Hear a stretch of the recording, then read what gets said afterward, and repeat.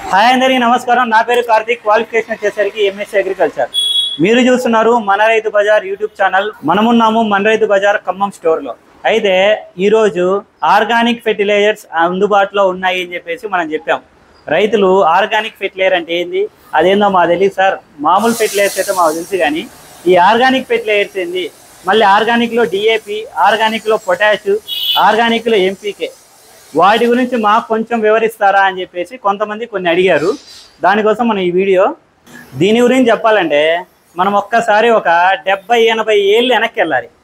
ఒక 80 ఏళ్ళ క్రితంకి వెళ్తే మనం బాగానే తింటున్నాము, అగ్రికల్చర్ కూడా బాగానే జరుగుతుంది. కానీ ఈ మందులు ఉన్నాయా, డిఏపి, పొటాష్, 20-20, 28 ఈ మందులు ఏవి లేవు. యూరియాలు, సల్ఫర్లు, సూపర్ ఫాస్ఫేట్లు ఇవేం లేవు. కానీ మనం బాగానే పండించుకొని తిన్నాం.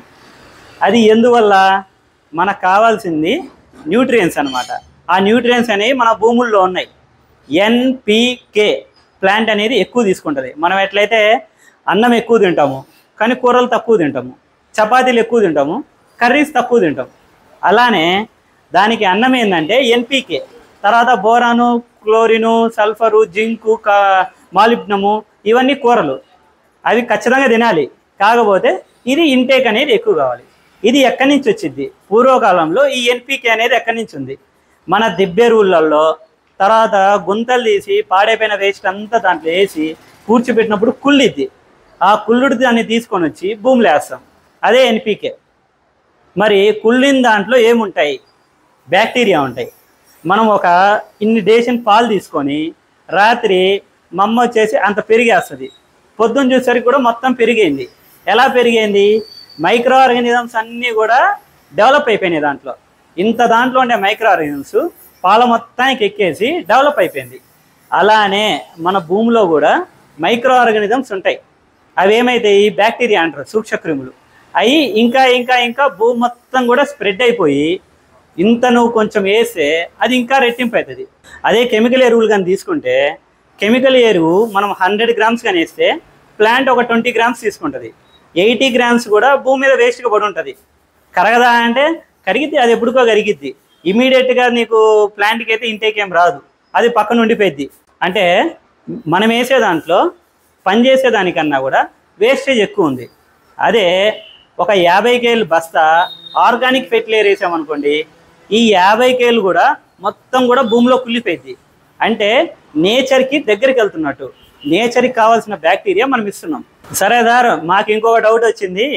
దాంట్లో దిబ్బెరువులో ఉండే బ్యాక్టీరియా, ఇక్కడ ఉండే మన వేస్టేజ్లో ఉండే బ్యాక్టీరియా, రకరకాలన్నీ బ్యాక్టీరియాలు ఎక్కడెక్కడో ఉండాల్సినవి మీరు ఇచ్చే బస్తాలో ఎక్కడి నుంచి వస్తున్నాయి అని. అంటే ఈ భూములు పాడైపోకుండా మళ్ళీ ఇంకొన్ని కంపెనీస్ ఉంటాయి కదా, కంపెనీస్ ఏం చేస్తాయంటే అందరూ కూడా ఒకే దిశలో ఏం నడవరు కదా, లాభాల కోసం అందరు చేయరు.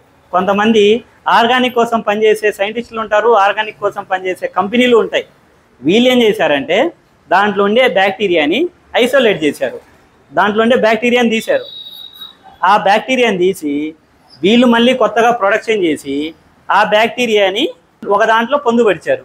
ఇప్పుడు మనకి నత్రజని ఏ బ్యాక్టీరియా వల్ల ఉంటుంది? అజిటోబ్యాక్టర్ అనే బ్యాక్టీరియా వల్ల ఉంటుంది. అజిటోబ్యాక్టర్ ఎక్కడి నుంచి వస్తుందో ఆ బ్యాక్టీరియా నుంచి ఐసోలేట్ చేసి బస్తాలు తయారు చేశారు.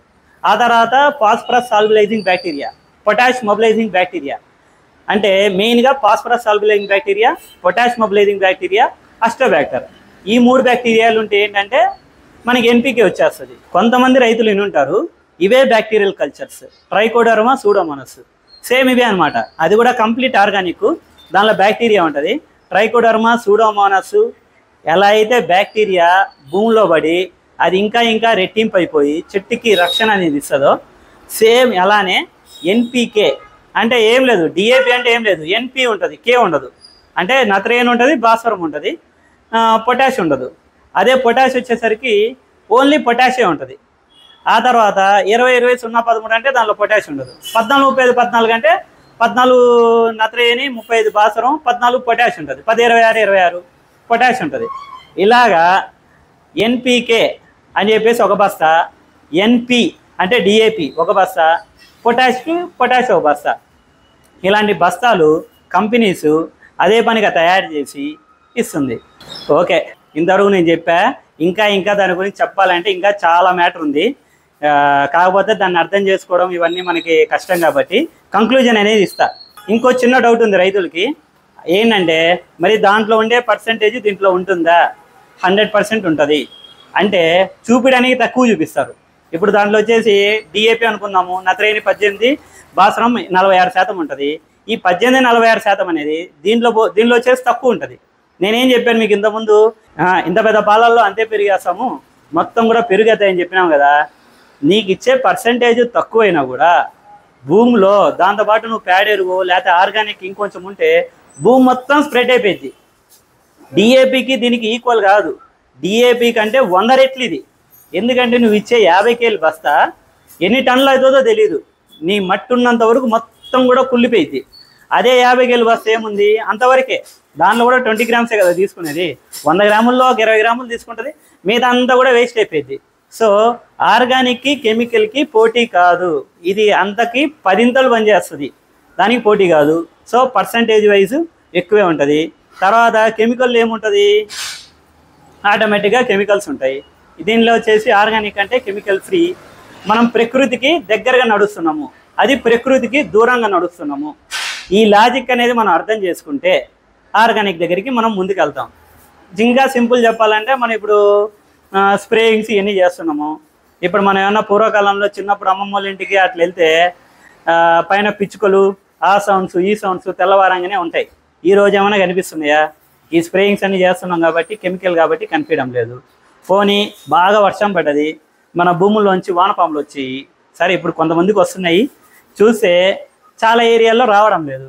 ఎందుకు రావడం లేదు? కెమికల్ వల్ల. అంటే మనం ఎగ్జాంపుల్ చెప్పి మీకు చెప్తున్నాను, అది ఎంతవరకు మంచిది ఎంతవరకు చెడ్డ అనేది మీరే ఆలోచించుకోండి. ఆర్గానిక్ ఎరువులు వాడడం వల్ల మనము ప్రకృతికి దగ్గరగా వెళ్ళే దిశలో నడుస్తాము.